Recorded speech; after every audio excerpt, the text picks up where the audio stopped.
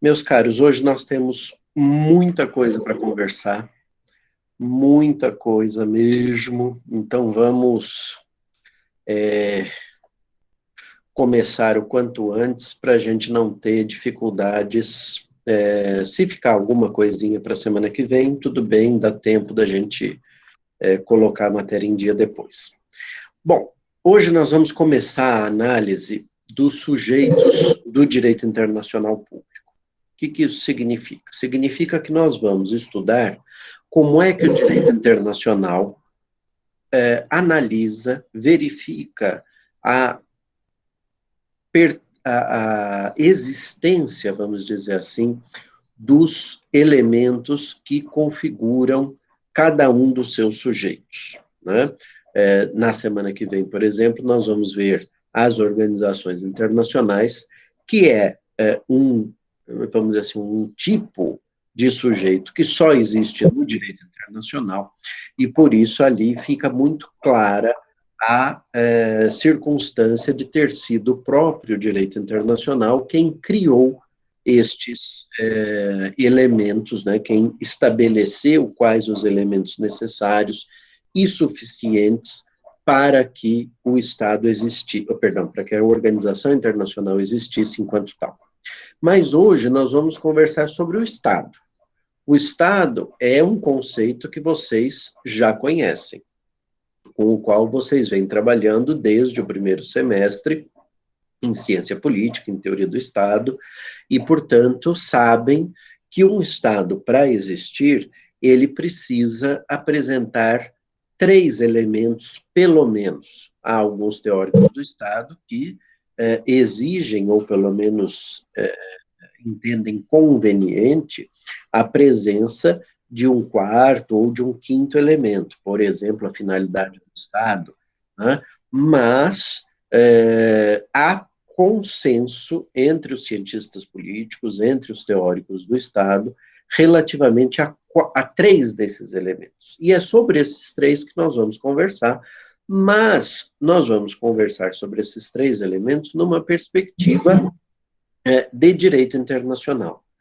Obviamente, eu vou dar um enfoque na apresentação desses elementos e na discussão teórica de cada um deles, eu vou acabar dando um enfoque aqui, vocês vão perceber isso, pelo menos no que tange à nacionalidade e ao território, quer dizer, ao conceito de povo e ao conceito de território, nas exigências da legislação brasileira, da estruturação do Brasil, ou da história do Brasil, o que é que foi contribuindo para a formação do território brasileiro nessa circunstância ou naquela circunstância, com essa conformação ou com aquela conformação.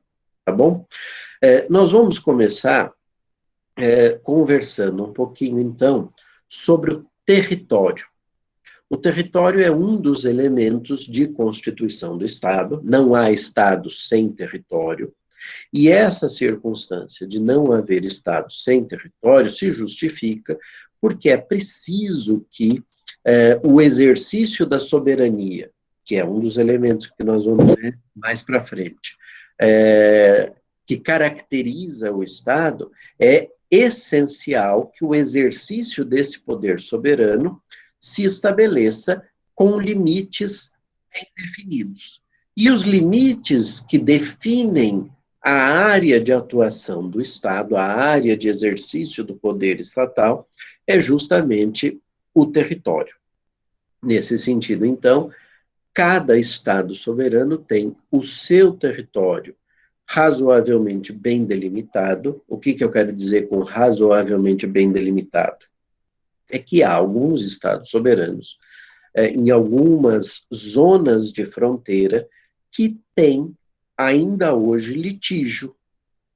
O Estado que está de um lado da fronteira e o Estado que está do outro lado da fronteira apresentam interesses contrapostos relativamente àquela nesguinha de terra, aquele trechinho de terra, porque entendem que o exercício da soberania sobre esse pedacinho, sobre esse troço de terra, né, como se diz no interior, um troço de terra, seria decorrente da incidência do poder estatal de um ou de outro dos estados. E como não dá para ambos exercerem o poder sobre o mesmo espaço territorial, existe então um litígio, um conflito, uma contraposição de interesses juridicamente relevantes, juridicamente bem fundados, não é? E que um dia, quem sabe, será resolvido por meio de uma arbitragem, de uma decisão da Corte Internacional de Justiça, por meio de uma negociação direta entre os Estados, ou seja, pelo uso de um dos mecanismos de solução de controvérsias. O Brasil, no momento atual, não apresenta nenhum conflito, nenhum litígio com estados vizinhos, com estados fronteiriços, acerca das linhas de demarcação das nossas fronteiras. Isso é uma herança, uma bendita herança que nós recebemos da atuação do Barão do Rio Branco, que foi ministro das Relações Exteriores durante um longo período, e que se esmerou nas negociações com os estados vizinhos para a definição das fronteiras brasileiras. Isso significa que, do ponto de vista territorial, o Brasil tem a sua estrutura muito bem organizada. Mas nem sempre foi assim, como vocês podem imaginar.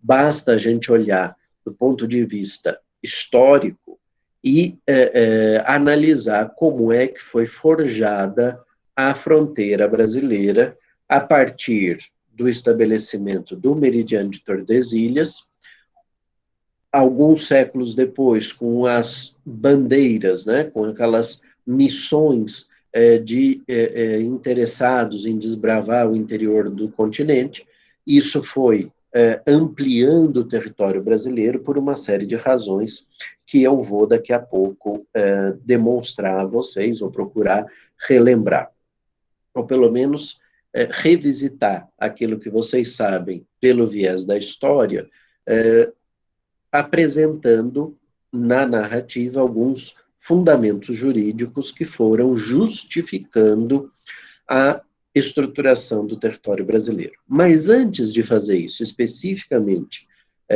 com o Brasil, né, analisando as circunstâncias brasileiras, eu queria lembrar a vocês que no surgimento das diversas comunidades de seres humanos, né, aquilo que vai se caracterizar como povo, né, como grupo populacional, com mesma cultura, com mesma vinculação religiosa, com mesma língua, com mesmos padrões culturais e ético-morais, essa situação do surgimento, então, desses grupos populacionais era caracterizado pelo nomadismo. O que significa isso?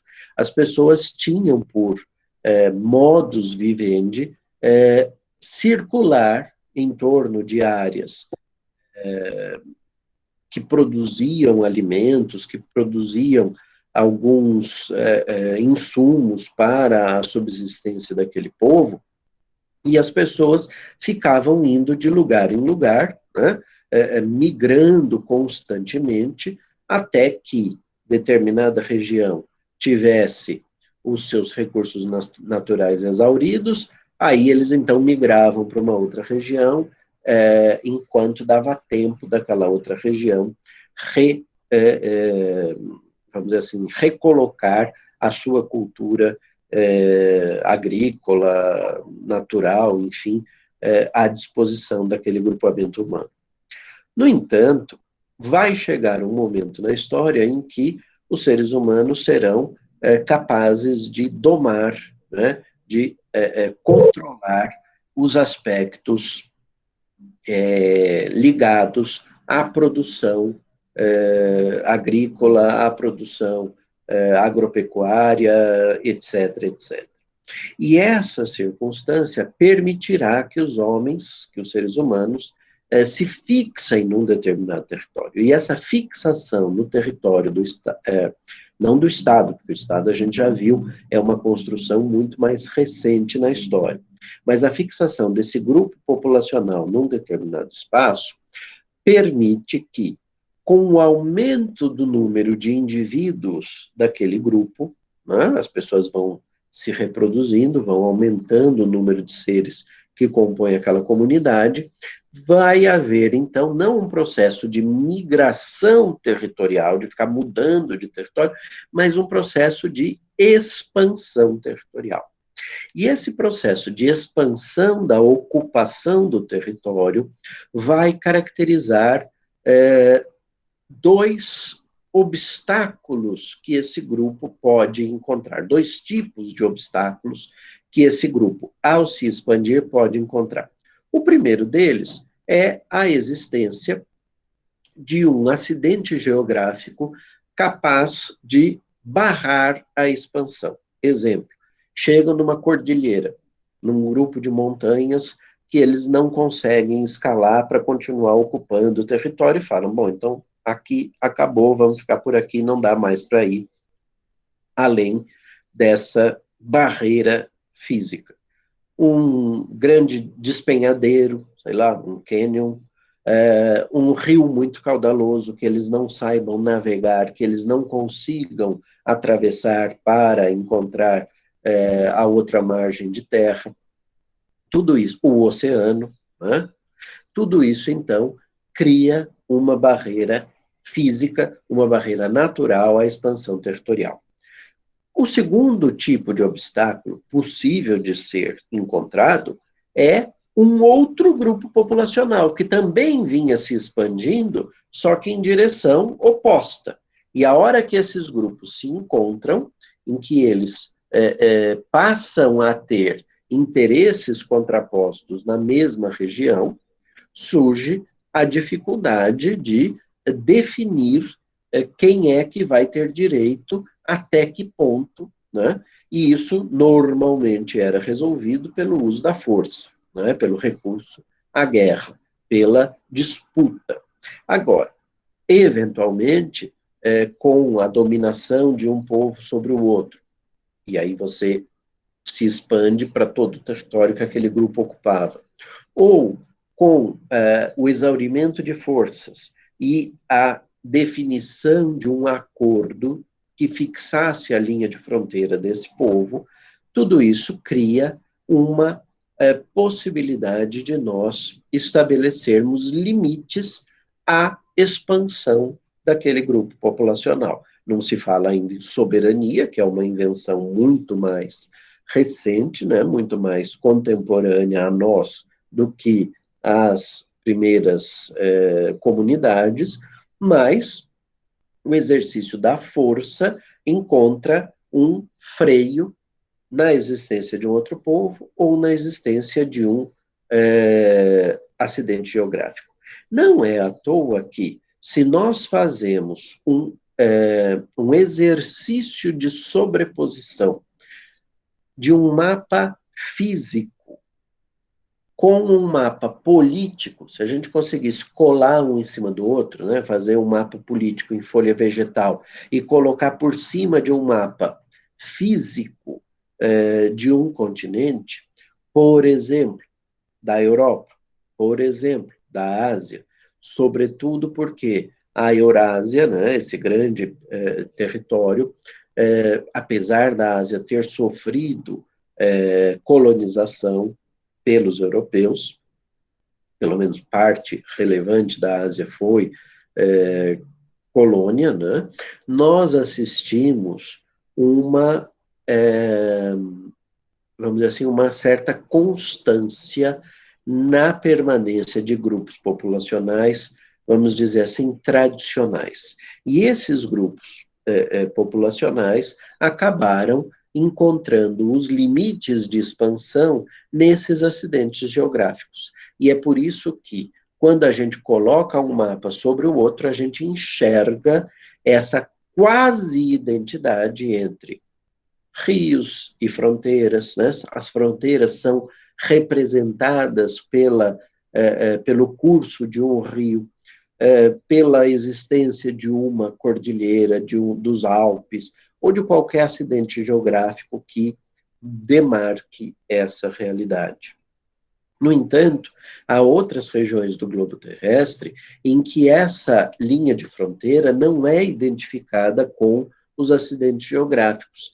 Por exemplo, se eu olho o mapa da África e se eu olho o mapa da América do Norte, nós vamos notar que há linhas de demarcação de fronteiras que são praticamente linhas retas, seja na horizontal, seja na vertical, seja até na diagonal. E isso por quê? Porque esses espaços territoriais foram objeto de acordos de partilha.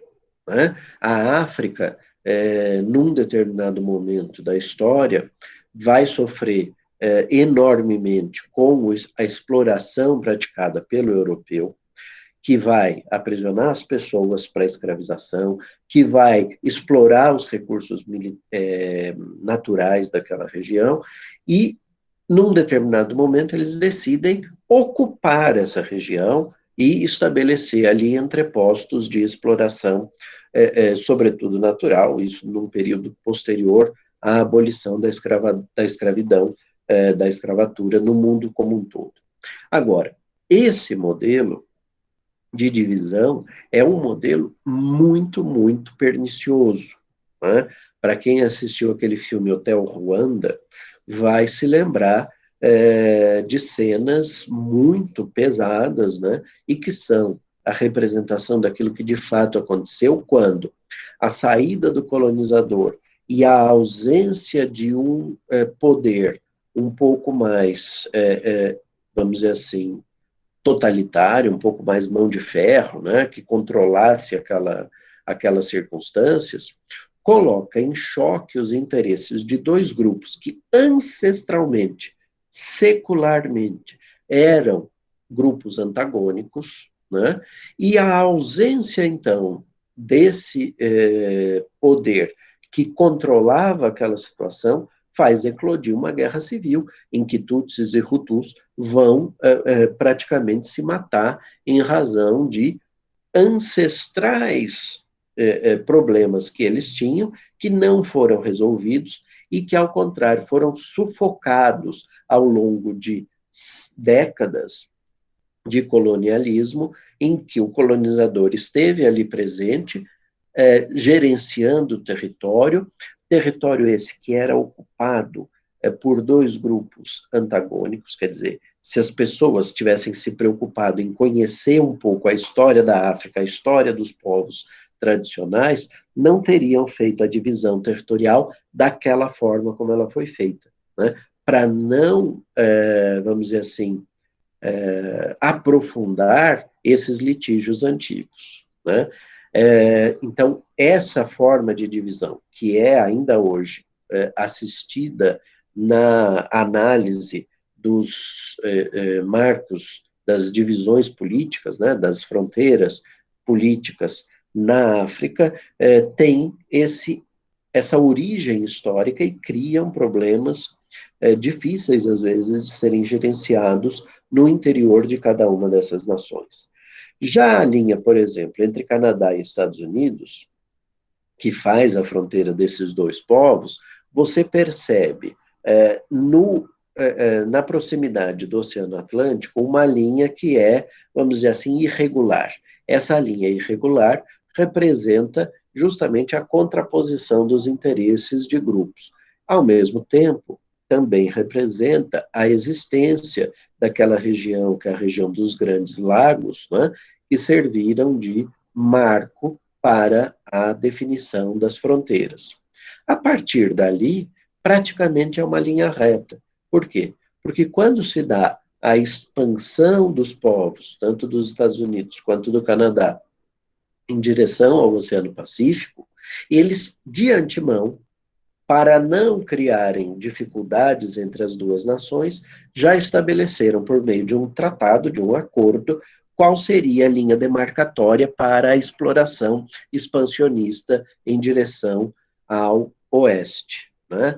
Então, este exemplo de linha geodésica, quer dizer, de você usar meridianos e paralelos para estabelecer fronteiras, é um exemplo de circunstância que, de um lado, deu certo, porque, como a gente sabe, tanto os Estados Unidos quanto o Canadá praticamente dizimaram as populações originárias, né?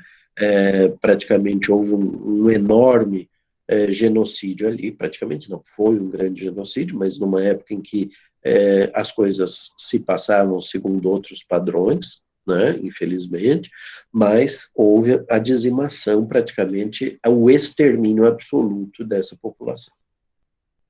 E aí, com essa ideia de que as linhas de fronteira normalmente são estabelecidas a partir desses dois critérios, acidentes geográficos ou encontro de populações antagônicas, que antagonizam nos interesses com um outro grupo, ou, segundo modelo, linhas artificiais, linhas construídas e pensadas pelo homem para estabelecer, vamos dizer assim, linhas de localização, né, para permitir sistemas de localização, 58 graus de latitude não sei o quê, com 98 graus de longitude não sei quantos, né, para você conseguir se localizar no globo terrestre. Isso permite também a definição de linhas. E aí, eu queria usar o exemplo da descoberta do Brasil e da ocupação do território brasileiro para a gente discutir alguns princípios jurídicos. O primeiro aspecto é lembrar que a divisão entre Portugal e Espanha dos territórios que estivessem a X léguas do arquipélago de Cabo Verde, né? Então, o que aconteceu? Eles usaram como parâmetro para a medição de onde iria passar a linha do meridiano de Tordesilhas, usaram como ponto de localização o arquipélago de Cabo Verde, que era conhecido ali na costa africana, e determinaram um espaço de 380 léguas, a partir do qual deveria ser fixada uma linha à qual eles deram o nome de Meridiano de Tordesilhas, e essa linha dividiria o mundo em duas partes. Uma parte que caberia a Portugal e outra parte que caberia à Espanha. Agora, é curioso notar algumas imprecisões na definição deste modelo.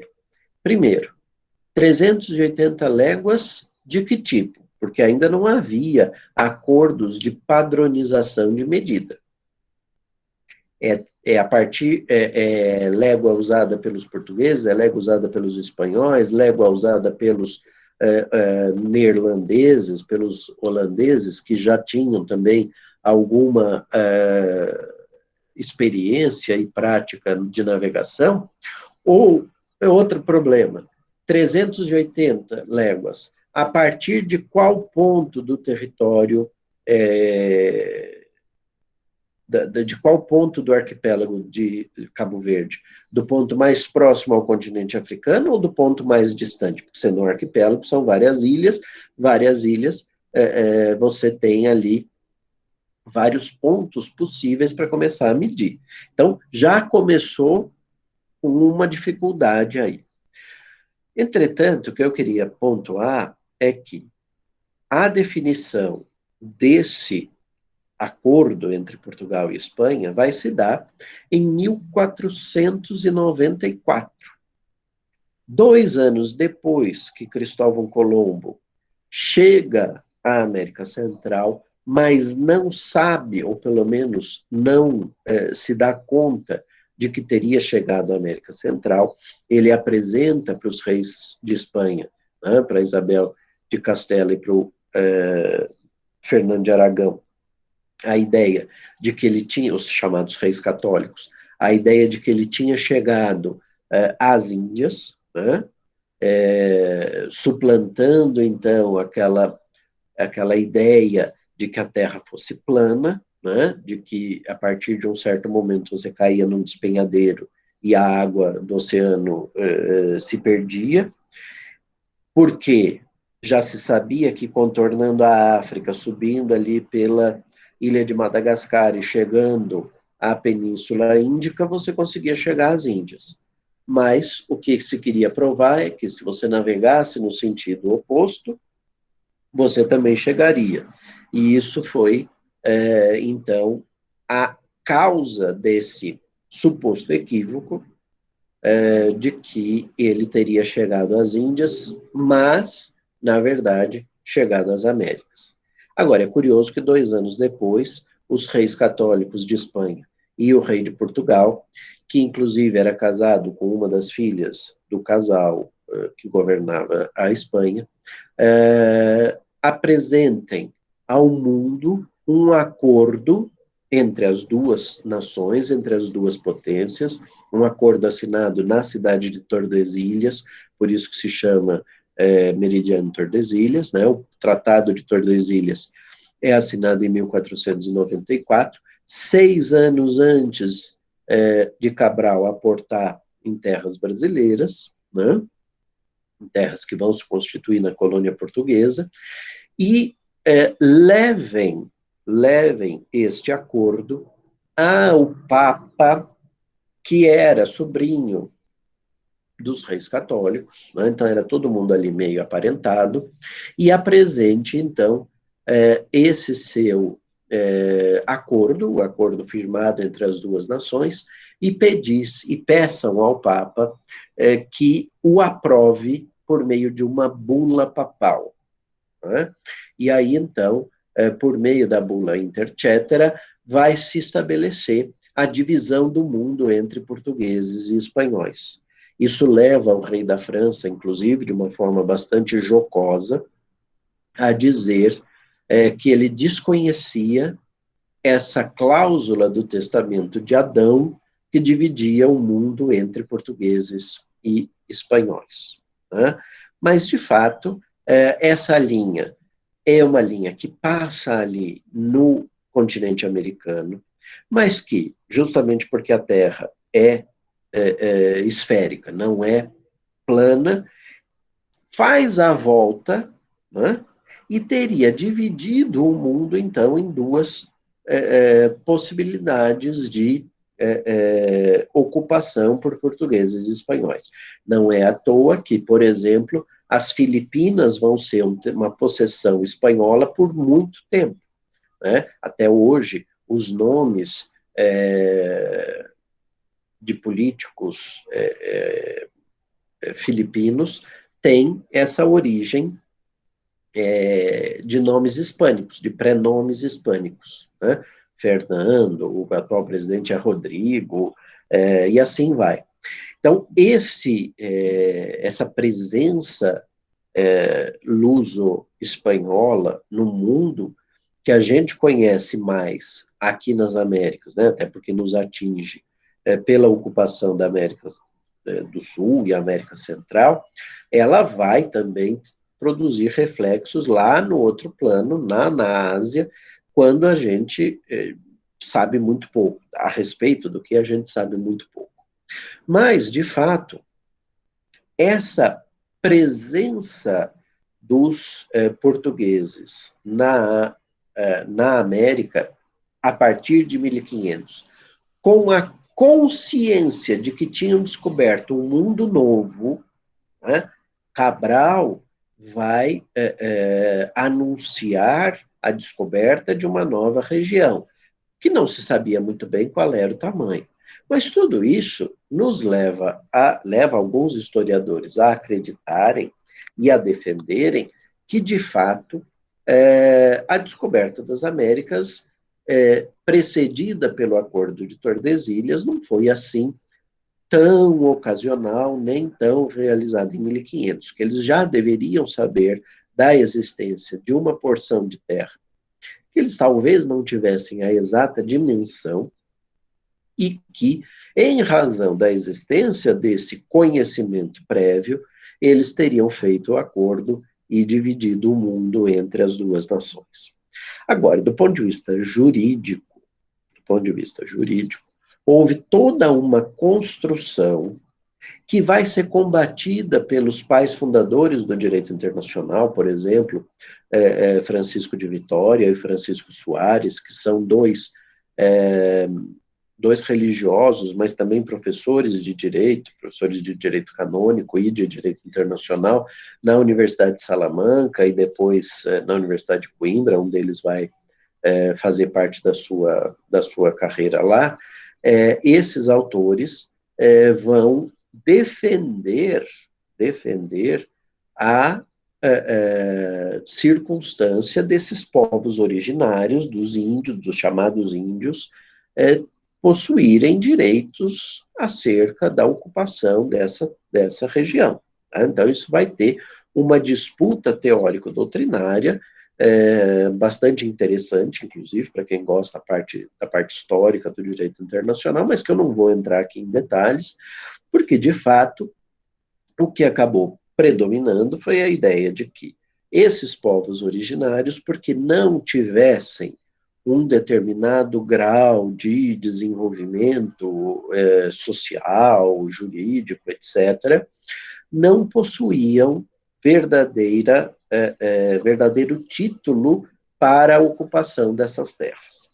E por isso os portugueses, quando pisam ali no litoral da Bahia, né, o primeiro português que pisa no litoral da Bahia toma posse para a coroa portuguesa de todas as áreas, todas, que se estendem desse pezinho encostado na areia até o encontro de uma oposição legítima que vai impedir vamos dizer assim, a expansão do interesse português. E qual é vamos dizer assim, a oposição legítima? É a oposição da coroa espanhola por meio do Tratado de Tordesilhas, da fixação da linha que divide a área que caberia a Portugal e a área que caberia à Espanha.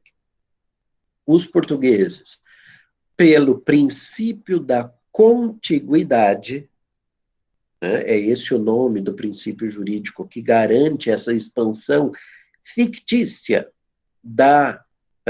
vamos dizer assim, da posse portuguesa, né, da tomada de posse por Portugal.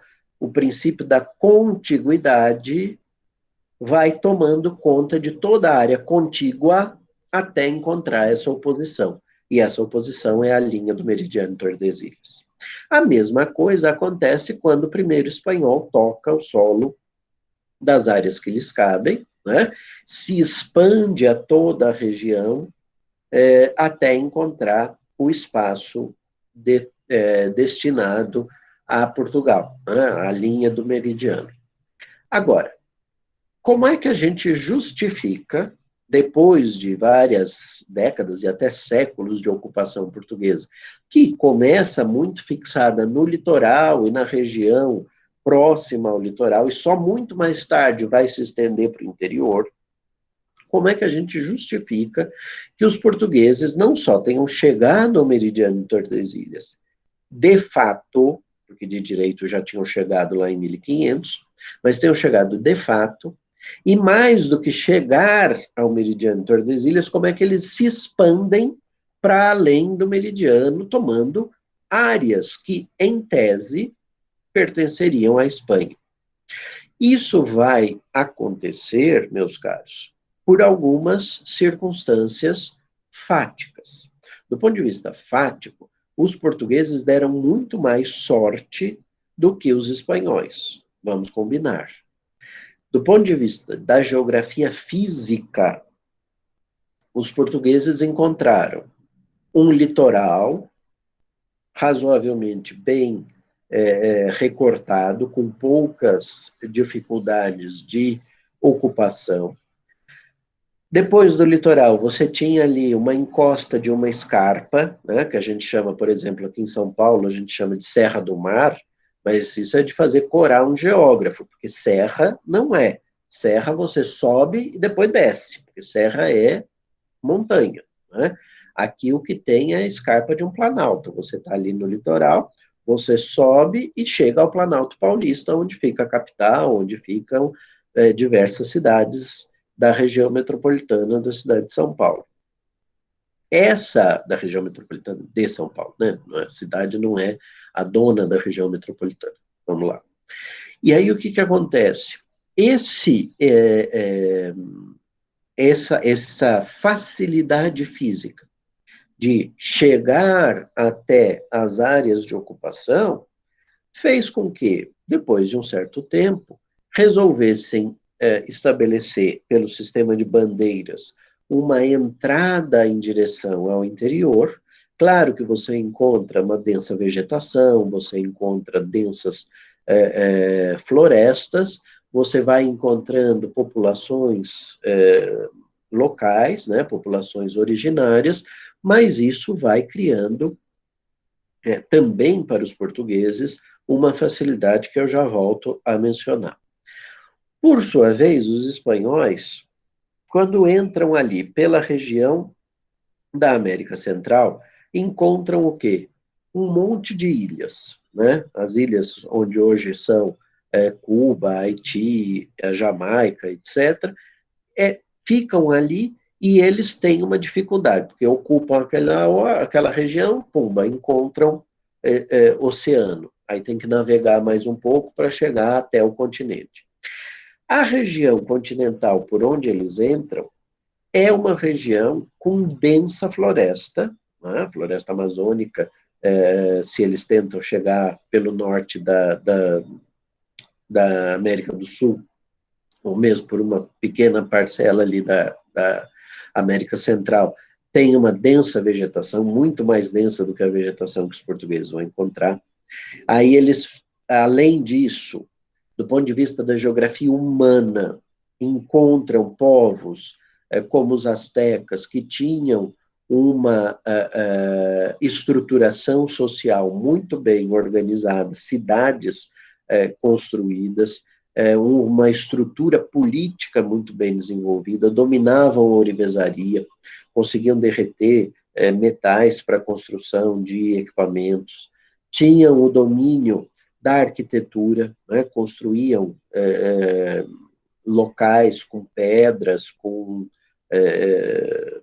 coisas muito resistentes, né, com equipamentos, com materiais, perdão, muito resistentes, dominavam de alguma sorte a técnica de domesticação dos animais, né? Então tinham animais que eram utilizados para o transporte desses materiais que eles utilizavam para outras finalidades, dominavam a astronomia, né? Conseguiam olhar para as estrelas e entender que época do ano você estava, tinha um calendário. Esse calendário é muito diferente do calendário europeu, do calendário cristão, mas vai ser um fator que vai permitir um desenvolvimento para esse povo, ao passo que os portugueses, pelo ponto de vista da geografia humana, encontraram povos que estavam aqui sedimentados, etc., mas que eram bastante menos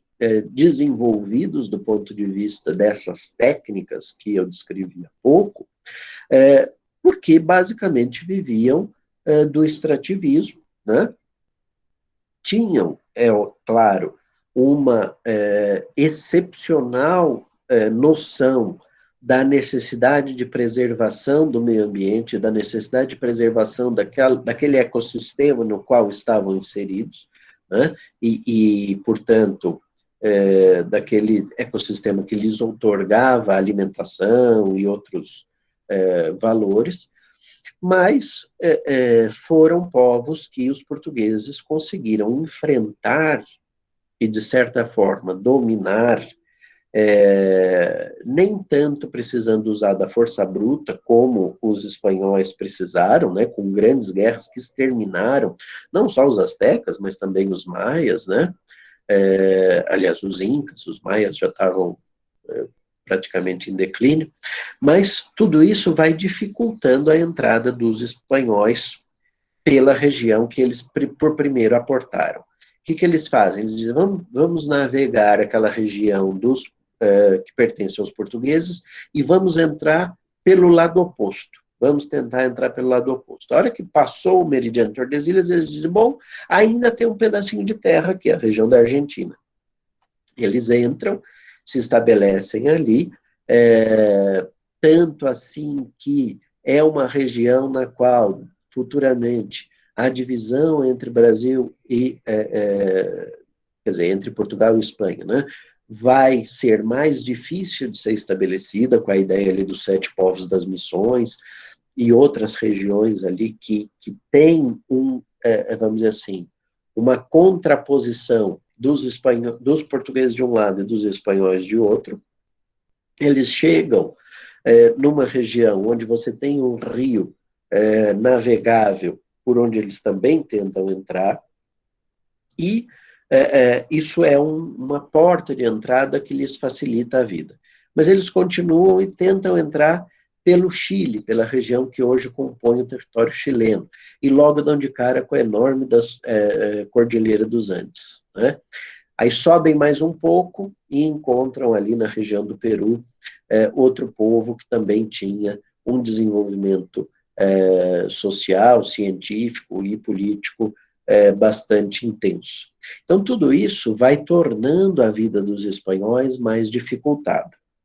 Os portugueses, que chegam, então, ali na linha do meridiano de Tordesilhas, olham para o outro lado e dizem, bom, os espanhóis ainda não chegaram. E se a gente der um passinho lá para dentro? Né? E vamos mais um pouquinho, e vamos mais um pouquinho, e vamos mais um pouquinho. E aí a expansão do território brasileiro se dá por meio de um ilícito, é óbvio, nós invadimos, os portugueses invadiram a área que pertence aos espanhóis. Vai haver um fenômeno na Península Ibérica, quando um rei de Portugal desaparece, não tem mais herdeiros, né? Some uma dinastia, e se dá a união das duas coroas, né? A chamada União Ibérica, em que um rei vai dominar os dois estados e, portanto, as duas colônias. Os portugueses se aproveitam disso também para avançar mais, e com o fim da União Ibérica, com o estabelecimento de uma nova dinastia em Portugal, que vai reconquistar, vamos dizer assim, uma certa autonomia de Portugal relativamente à Espanha, que tinha se perdido, ou pelo menos diminuído intensamente durante o período da União Ibérica, nós assistimos, então, a uma consolidação dos lusitanos em território que caberia à Espanha. Daí porque, em 1750, pouco mais de 250 anos depois da descoberta do continente e do início da produção de efeitos do Tratado de Tordesilhas, vai ser assinado em Madrid o chamado Tratado de Madrid, justamente, de 1750, que vai redefinir as fronteiras entre Portugal e Espanha. Então, Portugal consegue toda aquela região norte do Brasil, o que hoje compõe o Brasil, boa parte da região centro-oeste, que deveria pertencer à Espanha, e aqui, na parte mais ao sul do país, a gente cede alguns pedaços de terra para os espanhóis, porque eles tinham uma presença mais efetiva. Esse tratado foi negociado pelo chamado pai da diplomacia brasileira, um diplomata português, nascido em Santos, na cidade de Santos, que estudou na Universidade de Coimbra e entrou para o corpo diplomático português, que é o diplomata chamado Alexandre de Gusmão. O Alexandre de Gusmão é tão importante para a definição do território brasileiro e da diplomacia luso-brasileira, que ele é chamado pai da diplomacia brasileira. Ele dá nome, inclusive, a uma fundação do Ministério das Relações Exteriores, que é uma fundação cultural, que publica livros, etc., que é a Fundação Alexandre de Gusmão, a FUNAG. Aliás, ele não é chamado pai, não, ele é chamado o avô da diplomacia brasileira, perdão. O pai da diplomacia brasileira é o Barão do Rio Branco, né, como eu mencionei já. Mas ele é, vamos dizer assim, o pai do Barão do Rio Branco, em termos de... Exato. Tem várias homenagens para Alexandre de Gusmão em Santos também, tem vários monumentos erigidos a ele, porque ele teve esse papel relevante. Ele construiu essa, vamos dizer assim, essa configuração territorial que o Brasil passará a ter quando se tornar independente. Claro que havia uma série de problemas em várias regiões, mas isso o Barão do Rio Branco vai se encarregar, o pai da diplomacia brasileira, vai se encarregar de costurar com os nossos vizinhos, com os países recém-independentes da colonização espanhola, e vai definindo a linha de fronteira do Brasil, o que culmina com a compra da área do estado do Acre, que pertencia originariamente ao estado boliviano, né? E o Brasil compra da Bolívia, pagando ali um preço razoável, né? Apesar do Evo Morales ter dito em certo momento que a gente tinha comprado pagando com um cavalo cego, né, ou 2 cavalos cegos, já nem lembro mais o que foi que ele falou, mas a verdade é que foi pago o preço pelo Acre, nós adquirimos essa área, então vejam, uma possibilidade que existe de ocupação territorial é o chamado princípio da contiguidade, que só se aplica às chamadas res nullius, né? Coisas de ninguém. As res nullius são áreas que, em tese, não estavam ocupadas por ninguém. E por isso que eu disse que a construção que vai ser feita é uma construção para tentar desqualificar as populações originárias no sentido de, por não serem desenvolvidas, por não serem até cristianizadas, porque há esse aspecto que nesse período histórico ainda é muito importante para definir um certo grau de civilização, né? Essa circunstância transforma o continente todo como uma terra de ninguém, res nullius, e por isso o princípio da contiguidade se estabelece. O que eu esqueci de mencionar, a expansão procedida em área espanhola e que vai ser consolidada pelo Tratado de Madrid, Alexandre de Gusmão vai defender a posição portuguesa a partir de um princípio que ele vai colher lá do direito romano e vai adaptar para o direito internacional, que é o princípio do uti possidetis ita possideatis. Uti possidetis ita possideatis. O que isso significa? Algo como, assim como possuías, continueis a possuir. É o princípio que está na origem de um modo de aquisição originária da propriedade, chamada uso capião, né, que lá no direito civil até hoje é estudada, porque o direito brasileiro prevê a possibilidade, de resto, como muitos direitos, a possibilidade da aquisição da propriedade originária pela posse mansa e pacífica por um longo período. É essa a ideia que Alexandre de Gusmão vai adaptar para o direito internacional e vai dizer, olha, Portugal esteve nas áreas por um longo período sem oposição dos espanhóis e por isso nós queremos que seja reconhecido que de fato a propriedade, vamos dizer assim, a posse, o exercício soberano do poder soberano nessa região não é espanhol, mas é português. Então, uti possidetis ita possideatis, facti, né, baseada nos fatos. A Espanha vai tentar contra-argumentar com uma construção, uma adaptação desse princípio para o uti possidetis ita possideatis iuris, né, dizer, não, mas juridicamente quem tem o título somos nós, isso não vai dar certo, tanto que eles perdem aquela região.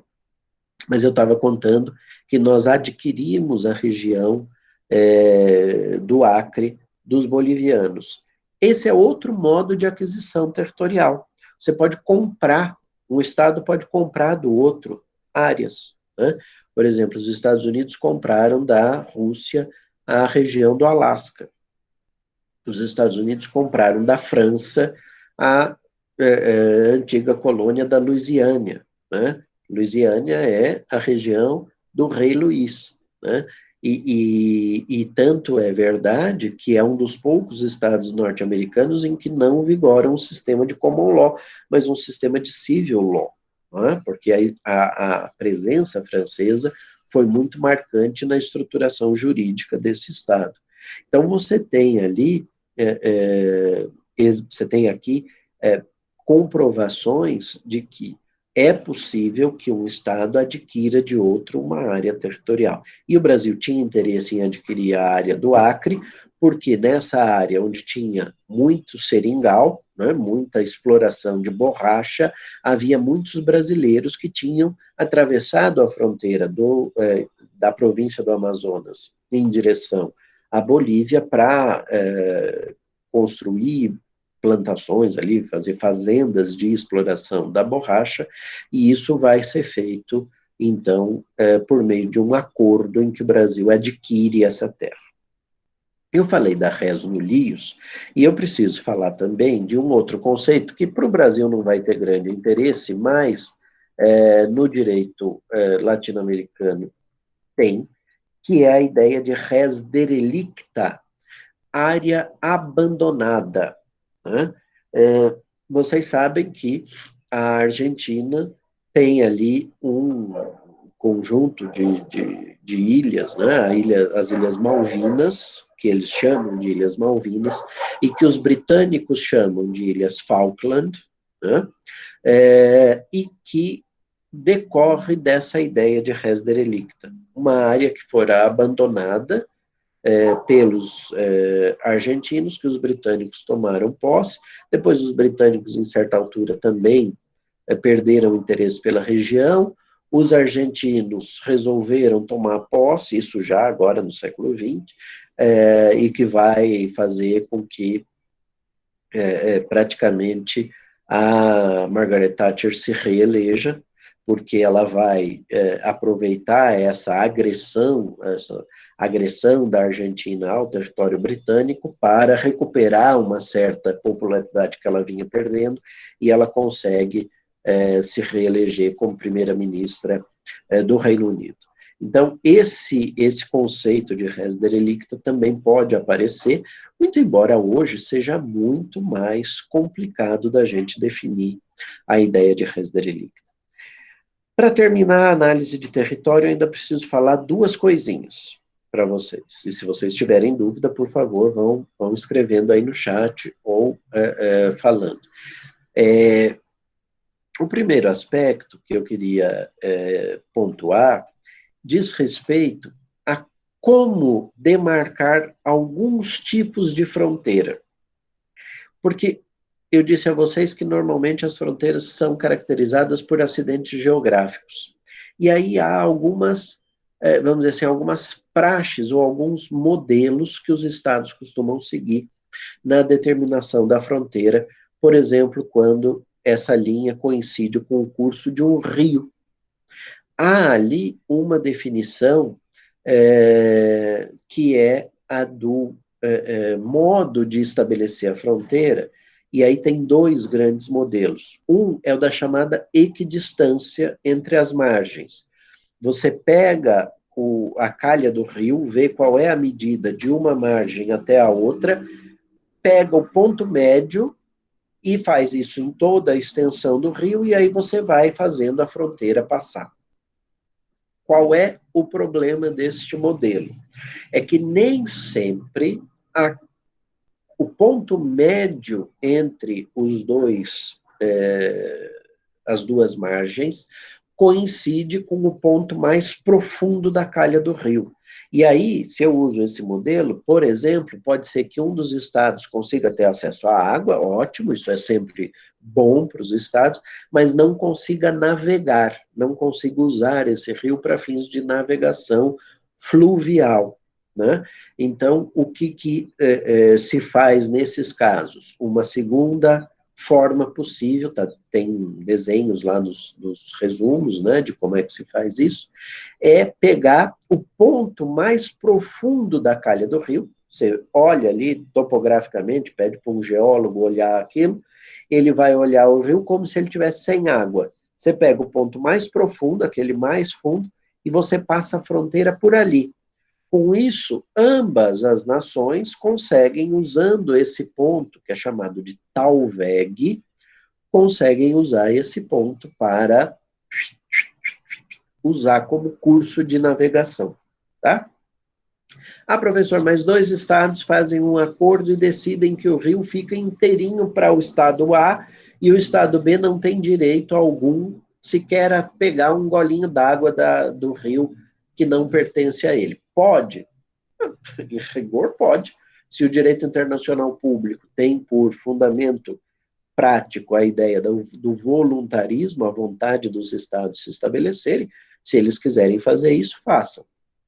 Acho um pouco exagerado, acho um pouco usual fazer um modelo desse de divisão, mas pode. Segundo acidente geográfico que tem regras específicas, cordilheiras, uma cadeia montanhosa. E aí, meus caros, eu não sei nem visualizar isso, porque eu não sou geólogo, vocês também não são, mas existem alguns modelos. O primeiro deles, que é possível, é você fazer a divisão, passar a linha de fronteira pela base, pela encosta da cordilheira, das montanhas, de um lado ou de outro. É usual? É pouco usual. Por quê? Por uma razão. Muitas vezes essas montanhas são ricas em minérios, em granito, em uma série de coisas que você pode explorar. Se você deixa toda essa região para um estado, o outro fica numa situação complicada. Porque se quiser usar, vai ter que pagar, vai ter que comprar, vai ter que adquirir, né? Então, o que normalmente se faz? Você faz a divisão pelos pontos altos das montanhas. Você passa, só que aí precisa de geólogo para fazer um mapa, geógrafo para ajudar a fazer esse mapa,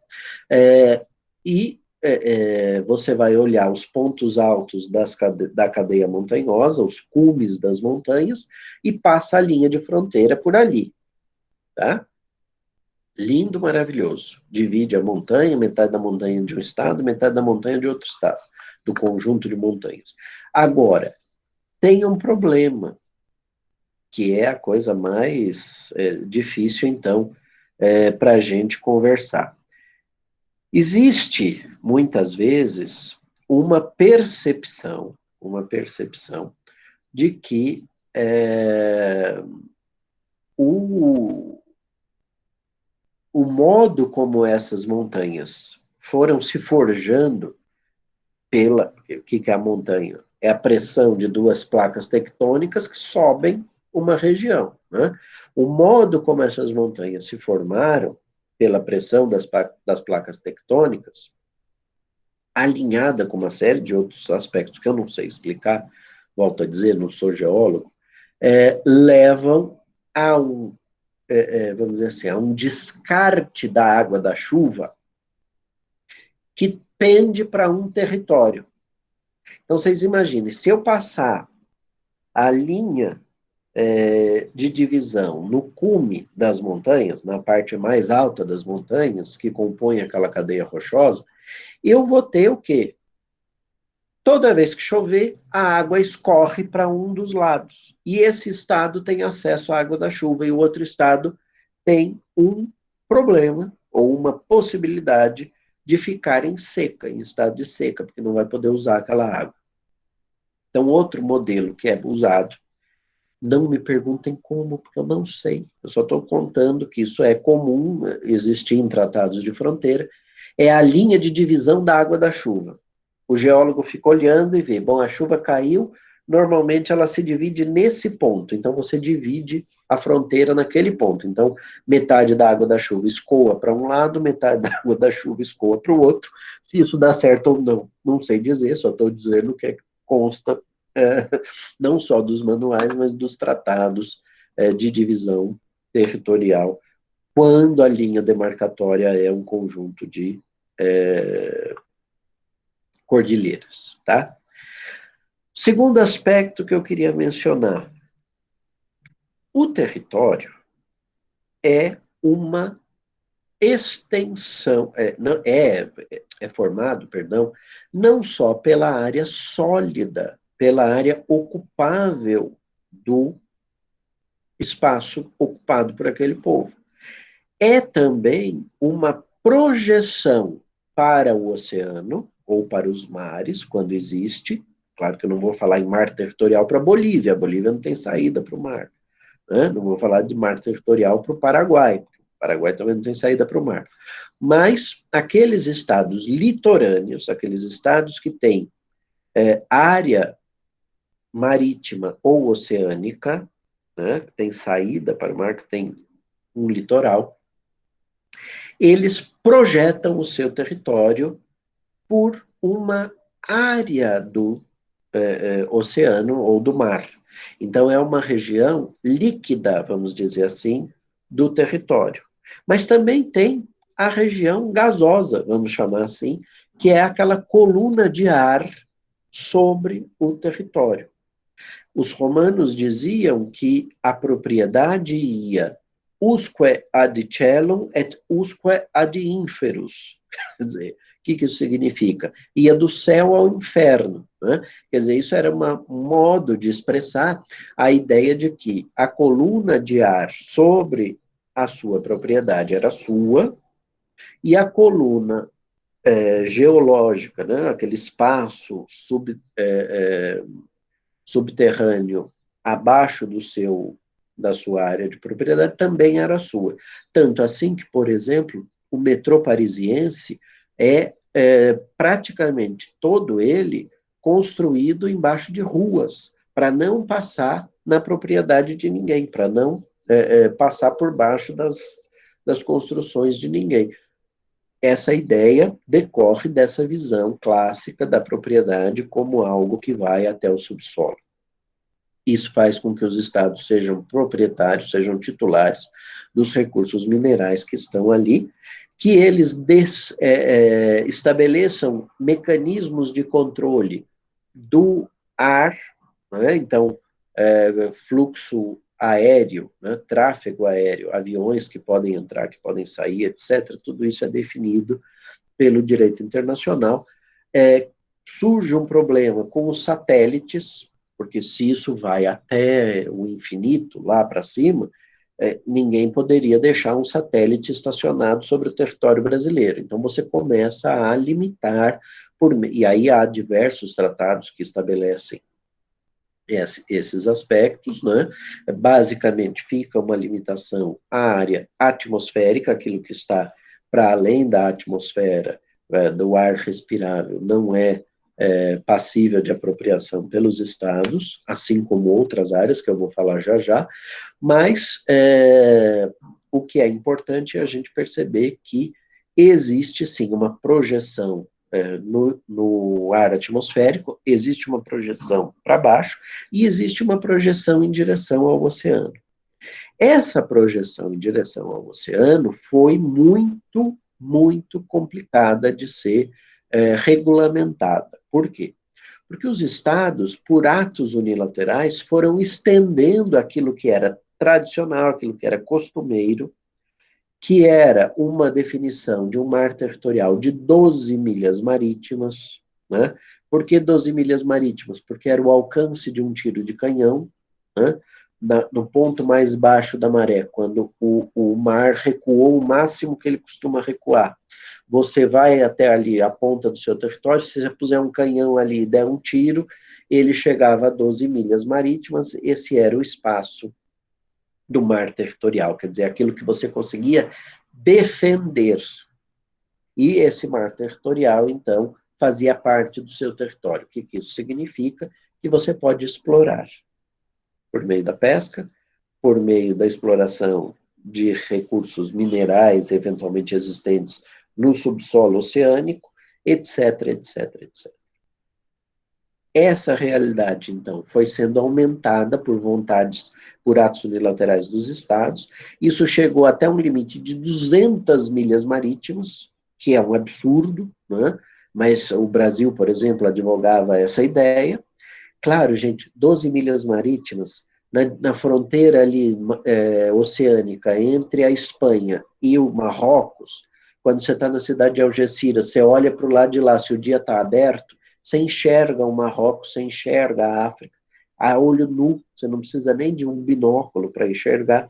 Então, imaginem vocês se eles conseguem manter mais do que 12 milhas. Às vezes, nem isso. Às vezes, você precisa dividir no ponto médio. Se o espaço entre Espanha e Marrocos fosse de 20 milhas marítimas, o mar territorial ali não é de 12, é de 10. 10 para cada um. Né? Se fosse de 12, ia sobrepor. Então não pode. Agora, o Brasil, os países, o Chile, os países que têm um largo oceano à sua frente, quiseram estender esse mar territorial quanto puderam.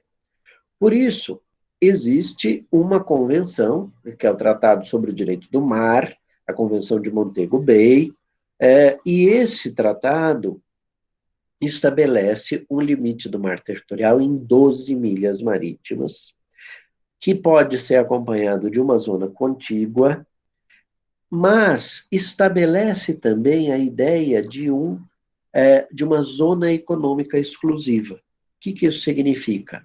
Há uma área a partir da qual só o Estado costeiro pode explorar do ponto de vista econômico. E é isso, por exemplo, que permite que nós exploremos algumas áreas onde há petróleo, né, em plataformas submarinas de exploração do petróleo, graças a essa ideia da zona econômica exclusiva. Tá? Então, as medidas estão todas lá no resumo, é um monte de medidas que vão se sobrepondo, vocês olham lá para terem essa ideia, mas no limite, quando você soma todas elas, chega nas 200 milhas fixadas por atos unilaterais dos estados, só que aí a convenção diz, não pode chamar de mar territorial, porque seria um absurdo muito grande você ir até lá, mar territorial. Fica limitado, mas você pode explorar economicamente. Isso facilita por quê? Porque as áreas de rotas navegáveis podem ser estabelecidas sem que esses estados que navegam pela área da zona econômica exclusiva peçam autorização. Eles podem navegar, eles podem passar, eles podem fazer exercícios. Exercícios militares, o que eles não podem fazer é explorar economicamente aquela área que é de zona econômica exclusiva do Estado costeiro. Tá? Então, essas diferenciações constituem um capítulo importante chamado Direito do Mar. É uma região, aliás, é um capítulo do direito internacional regido praticamente pela Convenção de Montego Bay, um tratado que foi assinado na Jamaica e que dá origem também ao Tribunal do Mar, que funciona em Hamburgo, na Alemanha, e que tem competência para analisar questões relacionadas com litígios acontecidos em áreas que não sejam áreas de exploração territorial por nenhum Estado, nem áreas de zona econômica exclusiva, muito embora também tenha competência na zona econômica exclusiva. Por exemplo, imaginem que um pesqueiro japonês está no mar territorial brasileiro, aliás, no mar territorial não, na zona econômica exclusiva brasileira, pescando. Pode? Não pode, o Brasil pode reclamar nessas circunstâncias. O que é que vai interessar para o direito internacional público? Navios militares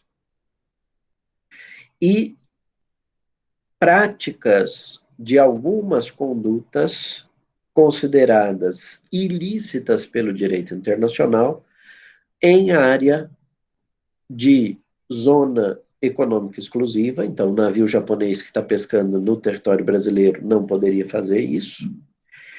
No território brasileiro, não. Em alto mar, mas numa zona econômica exclusiva do Brasil, e também ilícitos praticados naquilo que se configura como o alto mar. O alto mar, regiões que não estejam configuradas como mar territorial de nenhum estado, e do ponto de vista de exploração econômica, não sejam também zona econômica exclusiva, eles têm essa área, é uma área que a gente chama de uma área insuscetível de apropriação pelos estados.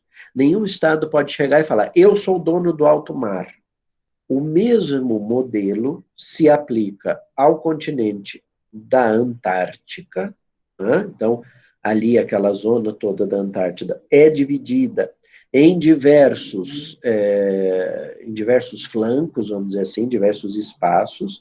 Esses espaços são explorados do ponto de vista científico por diversos países, num sistema que foi distribuído pelo Tratado da Antártica. Você tem também o Polo Norte, que não é continente, é uma calota polar, é uma região congelada do oceano. O mesmo modelo se aplica com algumas diferenças, né, com algumas especificidades, ao espaço extra-atmosférico e aos corpos celestes, que são insuscetíveis de apropriação. Por isso que a Lua não é de ninguém. Né? Bom, então voltando para a tua pergunta, Isabela. Se esse navio está em alto mar e comete uma prática considerada ilícita pelo direito internacional, pode ser punido pelo direito internacional. A questão é que não há uma proibição do aborto pelo direito internacional. Isso fica na margem de apreciação nacional. Cada país decide se vai liberar ou não vai liberar, tá? Então, e em que condições libera, em que condições não libera. Então, nesse seu exemplo, eu vejo uma dificuldade muito grande de fazer de coibir essa situação. Quando que eu posso coibir? Se esse navio, supondo que tenha bandeira dos Países Baixos, se ele estiver no mar territorial brasileiro, ele pode praticar aborto nas hipóteses permitidas pela legislação brasileira, porque estando aqui ele vai se submeter à lei brasileira. Mas na hora que ele está em alto mar, na hora que ele está numa zona que não tem a incidência de uma outra lei, a lei da bandeira se sobrepõe. Tá bom? Deu para entender?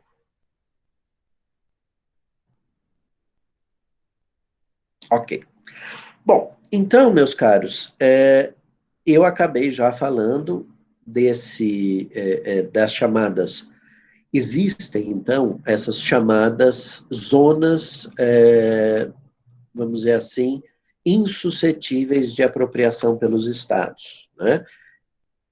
Alto mar, o continente da Antártica, a calota polar do Polo Norte, as regiões extra-atmosféricas e os corpos celestes têm um regime jurídico especial definido em tratados internacionais específicos, mas a linha geral, vamos dizer assim, o princípio geral que se aplica a todas essas regiões é a impossibilidade de um Estado chegar ali e dizer: eu sou o titular dessa região, desse território, dessa zona, e eu vou exercer aqui a minha soberania. Não pode. Isso já foi definido pelos estados, então são áreas insuscetíveis de apropriação pelos estados, tá?